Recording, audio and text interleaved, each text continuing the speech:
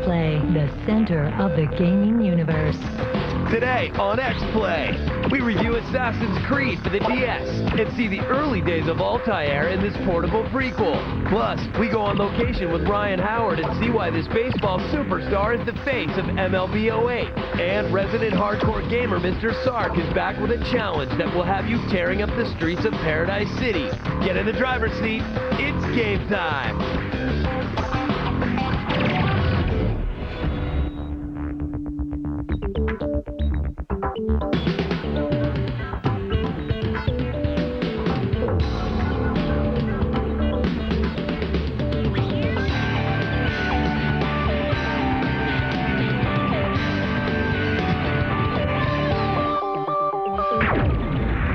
Hello and welcome to X-Play, the show your mother warned you about, like mine did. I'm Adam Sessler. And I'm Morgan Webb. We're coming to you from the G4 studios in Los Angeles on Thursday, February 14th. On today's show, we'll review Assassin's Creed for the DS, and we're going to check out some amazing indie games. And we'll lay out a brand new Burnout Paradise Gamer Challenge. Yeah. Plus, the broadcast premiere of a very special Valentine's Day treat from Rockstar Games. Nice. But first, let's get all today's headlines in our gaming update. I gotta go. Yeah, let's check it over there now.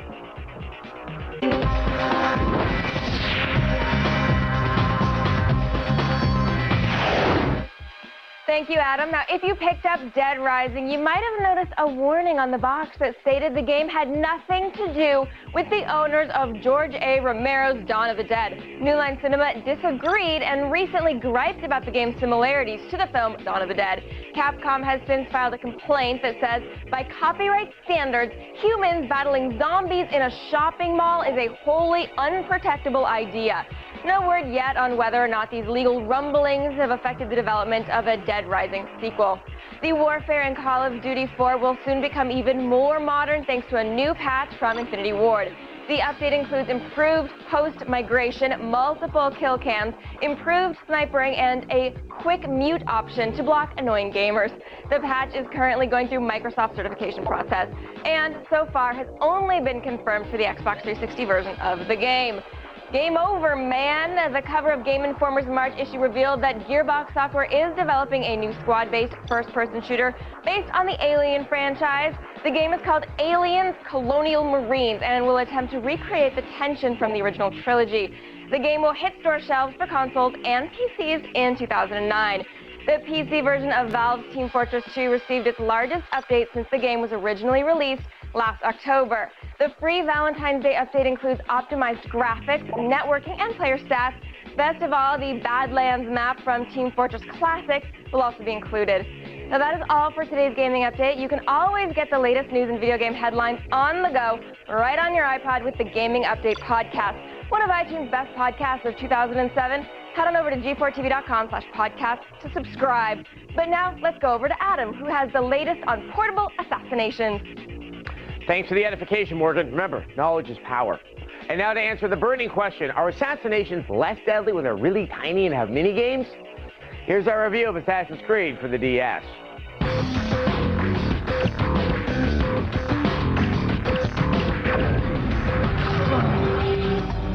Don't you hate when games rely on amazing graphics and intriguing plot lines and challenging gameplay? Well, lucky for you, you can now play Assassin's Creed Altair's Chronicles on the DS. And from what we can tell, this prequel tells the story of a Crusades-era world where there are roofs aplenty and spikes even more aplenty. The plot isn't quite compelling enough to keep you emotionally invested, but that's not why you play the game, right? Unfortunately, if you happen to be playing the game for the gameplay, that's not exactly stellar either. Basically, Altair's Chronicles is the subpar side-view platformer with some 3D aspects thrown in for good measure. You'll hop roofs, crawl catwalks, and plunge to your death. Repeatedly. As for slaying Templars, well, get ready to mash some buttons. There's not much point in trying to execute special attacks when you can just close your eyes and tap the X button. Occasionally, you'll be treated to a mini-game. Utilizing the touchscreen, you'll brush up on some important assassinating skills. Sure, it interrupts the flow of the game, but come on, there's an Operation-style game of torture. The graphics are actually impressive considering the platform. The real problem is that the system just can't keep up with the game. So if you liked Assassin's Creed but wish that it were only smaller and less good, then here's your chance. Assassin's Creed Altair's Chronicles kills 2 Templars out of 5. Is your job driving you crazy? Well, maybe you should consider a change of occupation. Killing people for money can be a lucrative career choice, and some would say the job of the future, but is it the right choice for you? Well, find out as we continue our education on the Assassin's Creed. Well, I guess that means we should get started. Welcome to Assassination, Death by Killing. I'm your instructor, Mr. Altair. Are there any questions before we begin? Yes, I have actually killed someone. Why did I agree to teach the class? Because this country's been going down the tubes ever since the liberals took assassination education out of our public schools. And I killed the previous professor. So I felt kind of obligated. Okay, let's go around the room and introduce ourselves and add why we want to be an assassin. Go ahead. Well, my name is Gary. Hi, Gary. All right, not necessary. I guess I want to be an assassin because you killed my brother and I want revenge. Maybe I should have said this earlier, but a true assassin never reveals his true motives. Or lets a target know that he is, well, a target. Gary, I'm sorry. I think it's best you leave. Okay. Without trying to kill me, Gary. Sorry, Bye, Gary. I'm the first to admit, not everyone is cut out to be an assassin. Some of our more famous assassins in history have yelled something just before killing their victim. John Wilkes Booth said, "Sic semper tyrannis," and Brutus said, "Sorry, Caesar, but your salad's being tossed." Look, historical records that far back are spotty at best. So, let's see what you've got. Skip, what do you have? Oh, I'd probably say something like, "I'm stabbing you, you bastard." Skip, you're just literally stating what you're doing. That would be like me saying, "I'm recoiling in horror at your vacuous ideas, you waste of space failure!"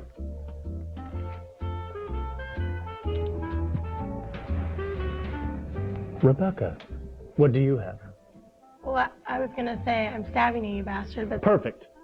Now that is a catchphrase worthy of t-shirts and textbooks. Okay, that's it for today. I will see you guys all tomorrow.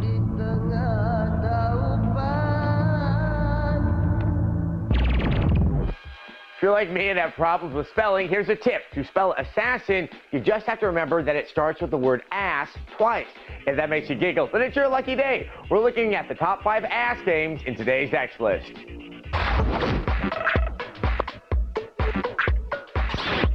Number 5 is Jackass the Game. Unhappy with merely lowering standards on televisions and movie screens, the guys had to get into games as well.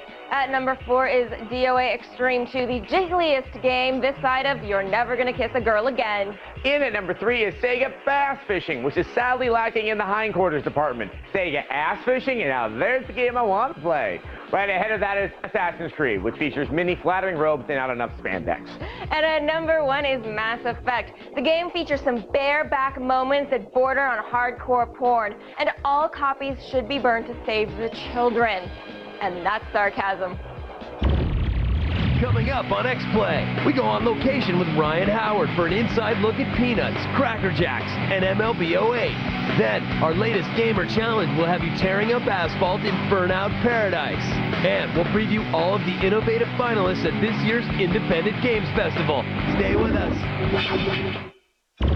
Brought to you by the U.S. Navy. Navy, accelerating your life. Are you poisoning yourself?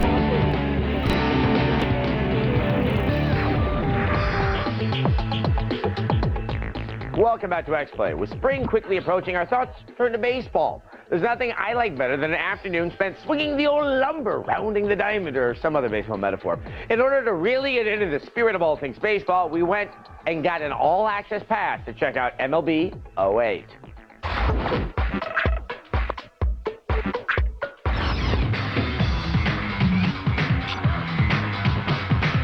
We caught up with Ryan after a long day of motion capture work and asked him what it's like being the face of MLB 08, the show. Swing and a liner toward right center.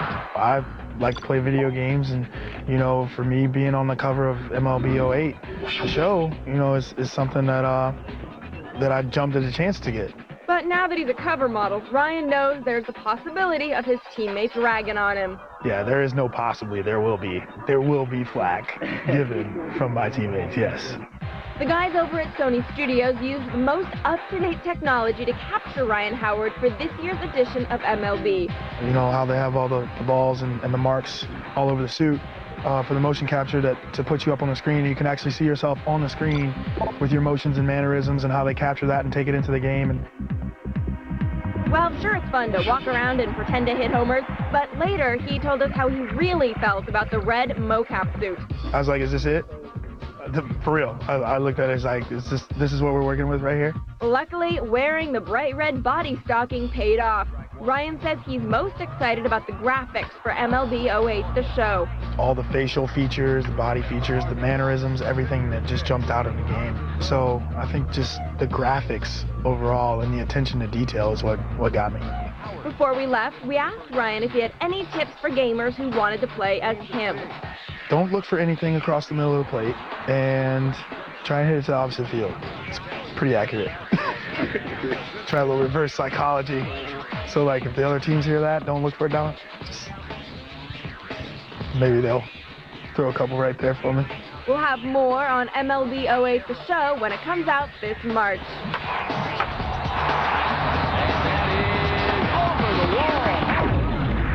Tonight, catch the world's most jaw-dropping TV in G4's new nightly block of totally foreign shows, Duty Free TV. It features imports unseen here in the States, like Super Big Product Fun Show, a bizarre look at infomercials that features over-the-top demonstrations designed to humiliate human guinea pigs.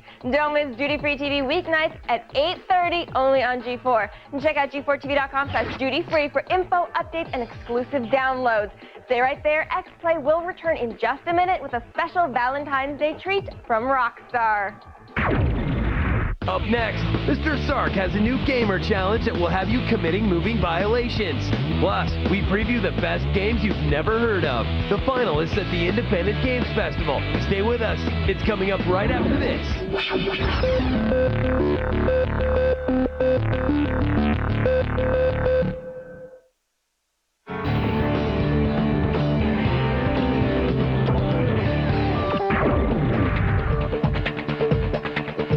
Welcome back to X-Play. Our friends at Rockstar Games have a little Valentine's Day treat for you today. Here's your first look at this brand new Bully trailer.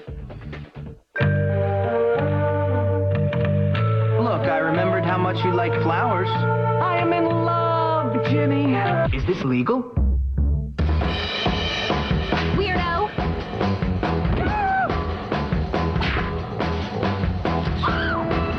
Creep, get out of here. You're such a dork. You pervert, get out of the girls' dorm. Jimmy, I'm really starting to like you. Really? In last week's Gamer Challenge, Mr. Stark asked you for a little protection in Call of Duty 4. And many of you were willing to play the role of human shield. Here's what happened. Mr. Sark received hundreds of bodyguard resumes. Tuesday at 9 p.m., invites went out to the top 100 candidates, and whoever popped into the room was immediately drafted. Now, Mr. Sark had 3 simple errands to run. He needed to get his car fixed on crack. He needed to take a dip on block, and he needed to wash his suit on Crossfire. Here's the results. MVP on the successful mechanic run was Jaybird 8, who had been honing his shot since Duck Hunt and protecting his wingmen since Contra. MVP getting Sark to his swim was Kessin, hired not because his Marine unit had provided real-life presidential security, but because he has every Call of Duty 4 achievement. And a shirt goes out to Killin for Sport for holding Mr. Sark when he was frightened. As for Sark's laundry, let's just say his suit has a few more bloodstains on it. In between VIP matches, Sark's squad had some strange encounters. There was the BB gun fight, an all-pistols match with extra health, which was dominated by Death to Society, who's apparently been shooting handguns since he was a baby. There was Lollapalooza, a cooked grenades-only match. There was the dreaded Fight of the Snake, Last but not least, ENunn goes to Clan Hollywood's Angels for being the most formidable opponent that Mr. Sark has seen since Quang Tri 1967. Some of you COD4 players are crazy. So, you think you're an ace driver? Does Jeff Gordon have nothing on you? Is the livery board constantly begging you to join their ranks? Well, Mr. Sark is here with the new gamer challenge that will put you to the test.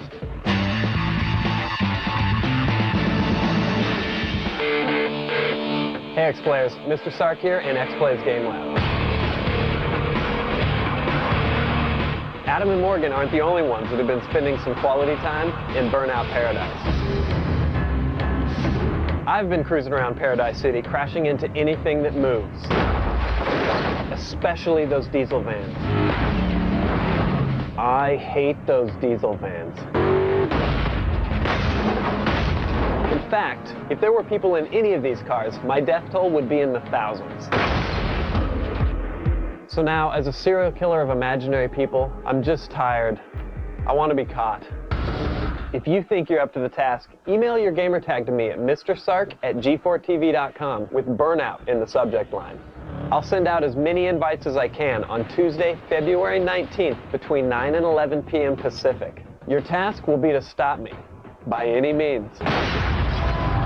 So, if putting me out of my misery sounds interesting to you, shoot me an email. And bring your best aggression car. You're gonna need it. All right, Mr. Sark, welcome back. What is it exactly that you hate so much about the diesel vans? Well, it's just such an overt advertisement. I think it just takes me out of the game. And they think they're better than me with their hip form-fitting jeans.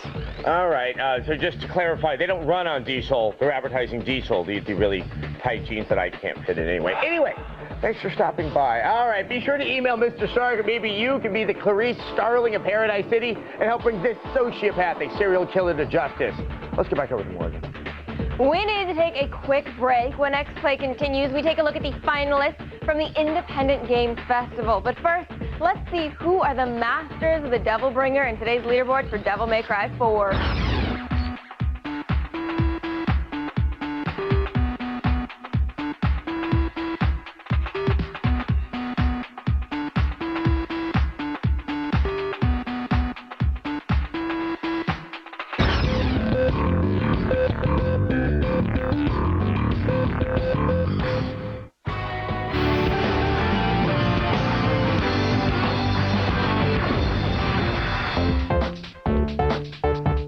Welcome back to X-Play. Every year, the Independent Games Festival gives us a glimpse at some truly innovative new ideas in gaming. Not to mention our version of the Sundance Film Festival, minus the snow and vodka-sponsored parties, which is too bad. Cash money is on the line, and the winners will be announced at GDC next week. But here's our preview of some of the games up for awards this year.